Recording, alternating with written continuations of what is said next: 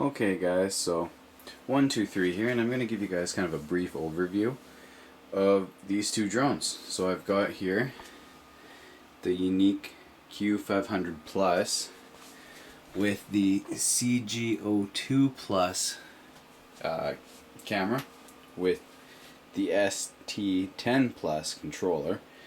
Excuse me. And here I've got the DJI Phantom 3 Advanced with the 12 megapixel camera with the gimbal there and their controller.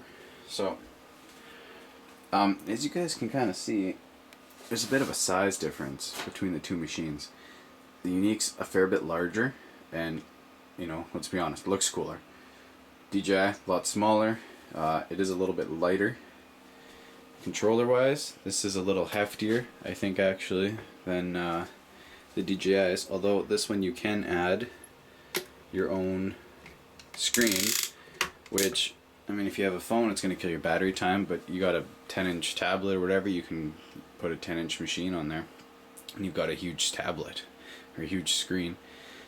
So overall, flight wise, the yuneec handles well, you know, it handles pretty cool, and it's not bad for beginners. It's slow. On the controller, it's got a turtle mode and it's got a hare mode. You can kind of barely tell. I always keep mine in hare mode because, I mean, it's not really all that fast, even in hare. It's not going to win any races, and that's fine if you're kind of new at flying and you don't plan on getting anywhere very fast. I think its max ascent speed is 3 or 4 meters a second. I think it's 3. The DJI, on the other hand, has a max speed of 57 kilometers an hour with an ascent speed of, I think, 6 meters a second. This thing goes up fast, like really fast. Like, I took it up to 1,100 feet today in like a matter of a minute or something like that. And controllers, this controller's got a few more buttons.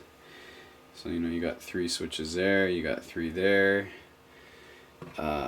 And that's just on the controller, so it gives you kind of your video, your gimbal dial, and everything there.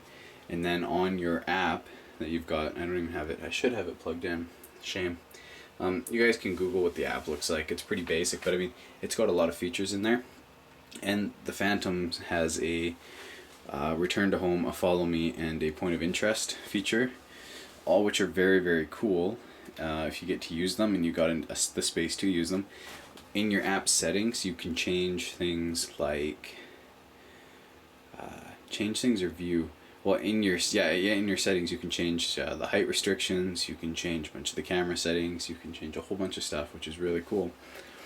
On the yuneec's controller, you can't really change anything. You can change the frames per second, and that's pretty much about it. And that's with the CG02 Plus. So that's kind of a shame. Landing wise, this thing's got like some sort of auto landing feature, so you lower it and you just pretty much hold the throttle down, and if you just keep it down, the plane will do this odd bobbing thing, and then it will land itself, which is cool for a beginner if you're afraid of landing. What's not cool is sometimes it bounces a little roughly, which is never good, but such is the case. Whereas the DJI's, you land it yourself slowly by carefully just reducing, decreasing until you're touched down, and then you hold it there and it shuts off, and that's it. Cool thing though, auto startup, red switch, you hit that, you can start up, and you hold that to shut it off. It has been mistaken, people have accidentally pressed the on-off switch instead of the camera button, which you know, is always a shame, especially if you're a few feet up in the air. If you were to press and hold this, your yuneec would lose power, you'd fall out of the sky.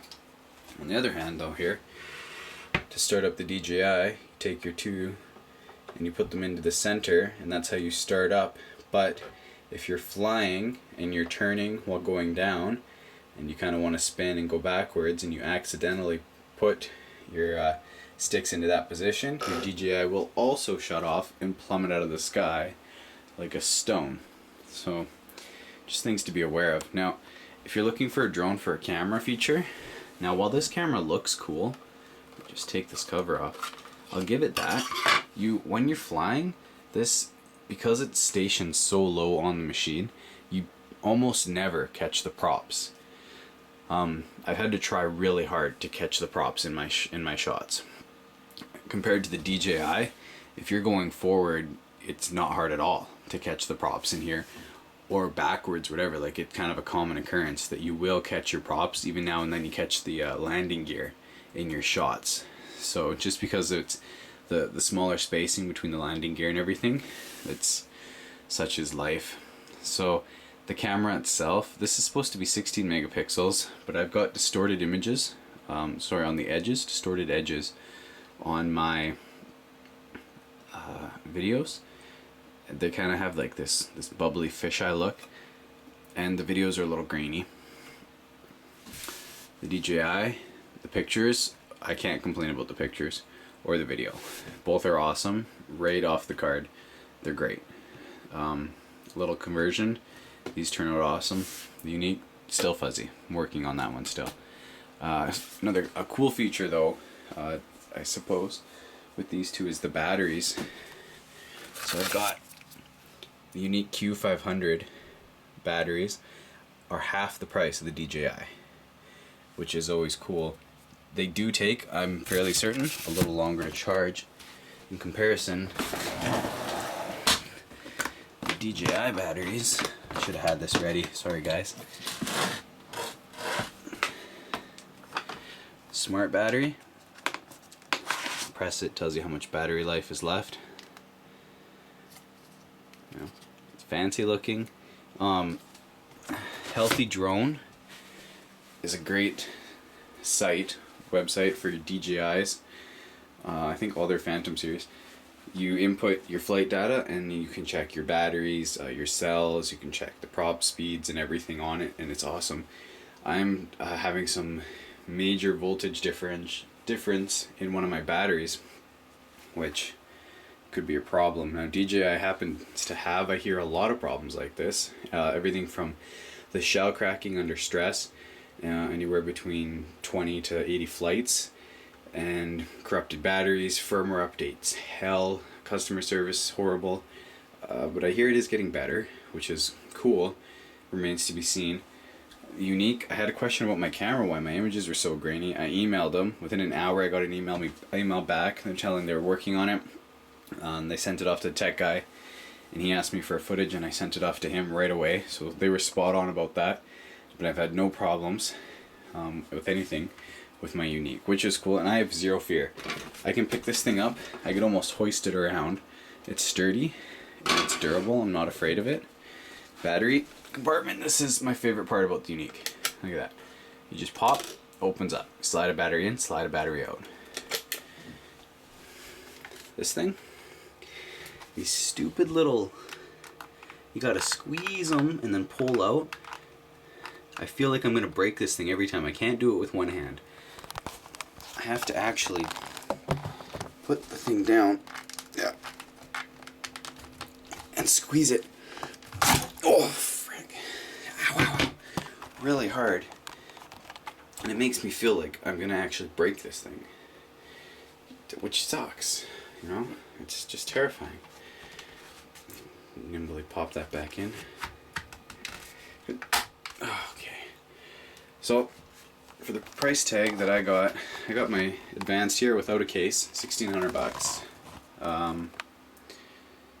Yeah, about $1,600. So that's just came with the machine, the controller. I got my yuneec here, Amazon, and that included, that $1,600 included my shipping and everything, and I bought it in Canada because I'm Canadian. My yuneec, I bought it from Amazon. It came from the States.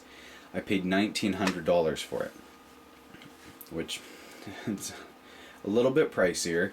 It did come with this case. The case is pretty cool. I mean, it's huge. I don't know if you guys can tell how massive that thing is. It's quite massive, and unfortunately it is styrofoam. You'll notice here, I mean, I can, you know, eventually I'm gonna start getting styrofoam bits on my machine, on my camera and everything. My DJI case here I bought, it's a Nanook case. Looks pretty cool. Super sturdy, waterproof, shatter resistant, you know, the whole works. This was $200. So even with this awesome case and my drone with one battery, it was still $100 cheaper than the yuneec. So overall, if you're looking for a platform that's sturdy, tough and you're not using it to take a whole lot of good quality photos, I would say the yuneec is probably for you, especially if you're new to learning and say you don't have a smartphone or something. The built-in LCD screen or LED, whichever it is really handy for that.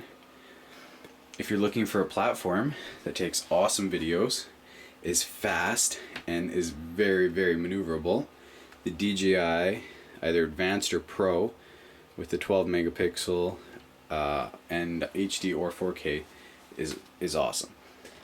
Especially if you've got your own screen. Like I said, you can make this bigger. You can put a big screen on there so you can take all kinds of awesome photos. It's cool. And for an extra couple $100, you can get a cool case. The only thing with drones that I'm going to need to upgrade my case for is constantly putting the propellers on and taking them off. It's not so bad for the DJI, you just simply hand tighten them on, and because they counterspin the way they screw on, they kind of tighten themselves as you fly. Compared to this yuneec, you have to get the tool, this handy dandy thing here, and you have to hold the motor and, you know, hand tighten as you hold the motor each prop, and then do that to loosen them to take the blades off. So it is a fair bit more of a hassle. So there you guys have it. My personal preference now, I've been flying drones for a couple months. I've been taking a ton of photos and videos and getting into aerial photography. You know, the DJI for sure. This is definitely, it's a little bit fragile, so I'm always very tender with it. But DJI overall, I especially like all the flight data recording. That is incredibly easy to use, and it's very simple and straightforward. I like all the settings that I can change and muck around with, and the height setting. The yuneec has a 400-foot setting, which for the States works fine because that's, you guys have the legal limit there, 400 feet.